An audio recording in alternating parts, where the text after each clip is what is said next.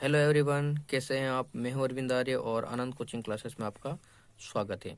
आज हम कक्षा 10वीं का गणित में अध्याय 13 है पृष्ठीय क्षेत्रफल और आयतन। इसमें प्रश्नावली 13.1 के पहला, दूसरा और तीसरा सवाल हमने कर लिया था। पहला, दूसरा और तीसरा। इसमें जिन्होंने पिछला वीडियो नहीं देखा है वह देख ले, ताकि तो आपको आगे का सवाल समझ में आ जाएंगे। वीडियो थोड़ा बड़ा हो सकता है, लंबा हो सकता है, तो आखिरी अंत तक बने रहिए। तो हमारा अगला सवाल है क्वेश्चन नंबर 4। भुजा 7 सेंटीमीटर वाले एक घनाकार ब्लॉक के ऊपर एक अर्धगोला रखा हुआ है। अर्धगोले का अधिकतम व्यास क्या हो सकता है। इस प्रकार बने ठोस का पृष्ठीय क्षेत्रफल ज्ञात कीजिए। अब प्रश्न में अपने को ना तो त्रिज्या दे रखी है, ना कुछ दिया हुआ है ना, सिर्फ अपने को घन की बात कर रहा है और अर्धगोले की बात कर रहा है।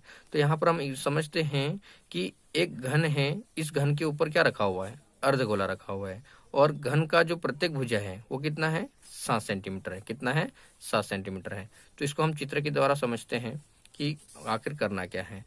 प्रश्न को हम बार बार पढ़ेंगे तभी अपने को समझ में आएगा कि प्रश्न में करना क्या है। तो हम देखते हैं आगे सवाल चित्र के माध्यम से। यहाँ पर हमने चित्र बना लिया है, एक घन बना लिया है, और घन के ऊपर क्या रखा हुआ है, अर्धगोला रखा हुआ है। क्या रखा हुआ है, अर्धगोला हुआ। तो यहाँ पर हम देखते हैं कि क्या दिया है, हम लिख लेते हैं पहले। दिया है, अब दिया है घन की प्रत्येक भुजा कितनी सेंटीमीटर है, 7 सेंटीमीटर, क्योंकि घन की बात हो रही है ना।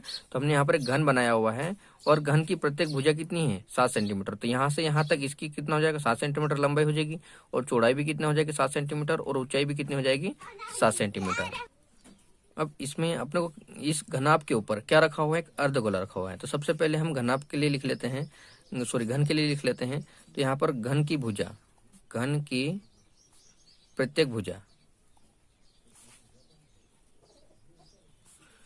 कितना हो जाएगा, 7 सेंटीमीटर। कितना हो जाएगा, 7 सेंटीमीटर। अब अपने को यहाँ पर इस घन के ऊपर क्या रखा हुआ है, एक अर्धगोला रखा हुआ है। तो यहाँ देखो, यहाँ से यहाँ तक, देखो यहाँ से यहाँ तक की दूरी कितनी, 7 सेंटीमीटर। तो यहाँ से यहाँ तक की दूरी भी कितनी होगी, 7 सेंटीमीटर होगी। तो यहाँ पर एक अर्धगोला रखा हुआ है, तो यहाँ से यहाँ तक ये इसका क्या हो गया, अर्धव्यास हो गया, मतलब व्यास हो गया। क्या हो गया, व्यास हो गया। किसका व्यास, अर्धगोले का व्यास। तो हम यहाँ पर लिखते हैं अर्धगोले का व्यास। तो यहाँ पर हम लिख लेते हैं अर्धगोले का अधिकतम व्यास, क्योंकि प्रश्न में बोला है कि अर्धगोले का अधिकतम व्यास क्या हो सकता है। तो अर्धगोले का अधिकतम व्यास कितना हो जाएगा, 7 सेंटीमीटर हो जाएगा। क्यों हो जाएगा 7 सेंटीमीटर, क्योंकि घन के ऊपर क्या रखा हुआ है, अर्धगोला रखा हुआ है। और अर्धगोला रखा हुआ है मतलब यहाँ से यहाँ तक। देखो हमारे पास में मान लो यहाँ पर हमने एक गोला बना लिया, अब यहाँ से इसको आधा कर दे, तो ये यहाँ से यहाँ तक हमारा क्या कहलाता है, व्यास कहलाता है। क्या कहलाता है, व्यास। तो प्रश्न में ये यहाँ से, ये तो भुजा है कितनी है, 7 सेंटीमीटर है, और इसके ऊपर हमने क्या रख दिया, अर्धगोला रख दिया। तो व्यास कितना हो गया, 7 सेंटीमीटर। कितना हो जाएगा, 7 सेंटीमीटर।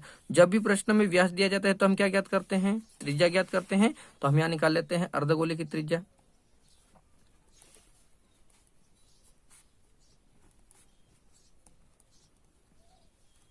तो त्रिज्या ज्ञात करने का सूत्र है व्यास बटे 2, और त्रिज्या को हम r से दर्शाते हैं, और व्यास का मान कितना है, 7। तो 7 बटे कितना, 2। तो इसको हम 7 बटे 2 सेंटीमीटर लिख लेते हैं। ये हमारे पास में क्या आ गई, त्रिज्या आ गई। इसको हमने भाग नहीं दिया है, भाग भी देते हैं तब भी 3.5 आता है, लेकिन हमने इसको नहीं छोड़ दिया है। अब इसके आगे हम प्रश्न के अनुसार देखते हैं, यहाँ लिख लेते हैं प्रश्नानुसार। अब प्रश्न में क्या कहा है वो देख लेते हैं। देखो 7 सेंटीमीटर भुजा वाले एक घनाकार ब्लॉक के ऊपर अर्धगोला रखा हुआ है। अर्धगोले का अधिकतम व्यास क्या होगा, तो हमने अर्धगोले का अधिकतम व्यास तो निकाल लिया, कितना है हमारे पास में, 7 सेंटीमीटर था। इस प्रकार बने ठोस का पृष्ठीय क्षेत्रफल ज्ञात करना है। इस प्रकार बने ठोस का पृष्ठीय क्षेत्रफल ज्ञात करना है। तो हम यहाँ पर लिखते हैं, यहाँ लिख लेते हैं ठोस का पृष्ठीय क्षेत्रफल बराबर, क्या लिखेंगे हमारे पास में, देखो चित्र में हमको क्या क्या दिया है, एक घन दिया है और इसके ऊपर क्या रखा हुआ है, अर्धगोला रखा हुआ है। तो हम यहाँ लिखेंगे घन का क्षेत्रफल प्लस। अब प्लस क्यों कर रहे हैं, क्योंकि घन के ऊपर क्या रखा हुआ है, अर्धगोला रखा हुआ है। तो हम क्या करेंगे, प्लस करेंगे। तो यहाँ प्लस लिखेंगे अर्धगोले का क्षेत्रफल।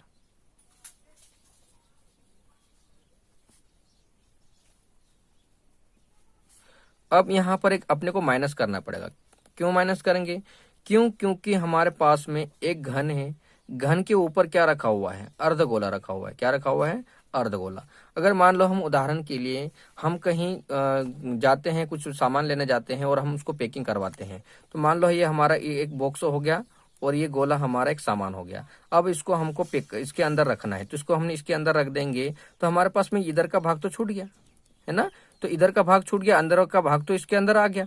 तो अंदर का जो पृष्ठ बचा हुआ भाग है उसको हम क्या कर देंगे, माइनस कर देंगे। अब यहाँ पर जो अर्ध गोला है इसको हम पूरा रख देंगे तो ये पूरा गोला बन जाएगा, मतलब किसके आकार जैसा बन जाएगा, एक वृत्त के जैसा बन जाएगा। तो हम यहाँ लिख लेंगे वृत्त का क्षेत्रफल। तो हम वृत्त के इस बॉक्स में से, इस घनाभ में से घन का क्षेत्रफल प्लस अर्धगोले का क्षेत्रफल माइनस किसका, वृत्त का क्षेत्रफल। क्यों, क्योंकि घनाभ के ऊपर है ना, सॉरी घन के ऊपर क्या रखा हुआ है, अर्धगोला रखा हुआ है। अब उसको पूरा कर देंगे, इसके अंदर रख देंगे तो क्या बन जाएगा, एक वृत्त बन जाएगा। तो इसको हम माइनस कर देंगे क्योंकि आधा भाग तो हमारे पास में छिपा हुआ ही है ना, तो यहाँ पर हम माइनस कर दें। अब इसके हम सूत्र रख लेते हैं। घन का क्षेत्रफल का सूत्र क्या होता है हमारे पास में, 6a का वर्ग फिर प्लस अर्धगोले का क्षेत्रफल कितना है हमारे पास में, 2 पाई r का वर्ग माइनस वृत्त का क्षेत्रफल कितना है, पाई r का वर्ग। अब यहाँ पर 6a वर्ग वैसा वैसा प्लस यहाँ पर 2 पाई r वर्ग है और यहाँ माइनस में पाई r वर्ग है। देखो यहाँ पर भी पाई है, यहाँ पर भी r की घात 2 है और यहाँ पर भी पाई है, r की घात 2 है। तो 2 पाई r में से 1 पाई r को माइनस कर देंगे तो क्या बच जाएगा, सिर्फ पाई r का वर्ग। अब हम क्या लिख लेते हैं, यहाँ पर इसके मान रख देते हैं।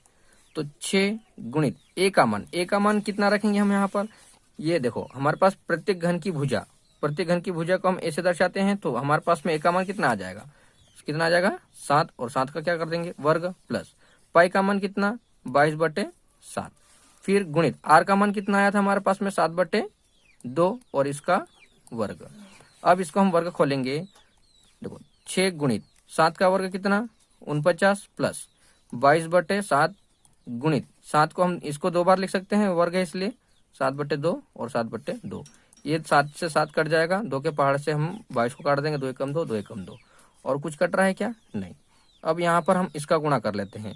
तो 6 नाम की कितना होते हैं 54 की 4 हासिल का 5 और 6 चौक 24, 24 और 5 कितना होता है 29, कितना होता है 29। फिर प्लस अब यहाँ पर कितना बच गया 11 गुणित कितना बच गया 7/2। तो हमारे पास में हो जाएगा 294 प्लस 11 7 कितना 77 बटे कितना 2।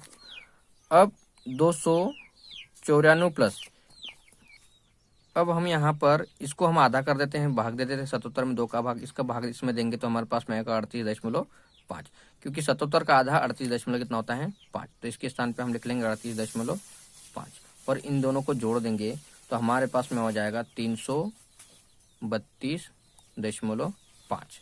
ये हमारा आंसर हो जाएगा। तो ये हमारे पास में पूरे ठोस का पृष्ठीय क्षेत्रफल आ जाएगा। तो इसको एक बार स्क्रीनशॉट ले लीजिए, इसका चित्र भी बनाना है आपको और स्टेप बाय स्टेप लिखते जाना है।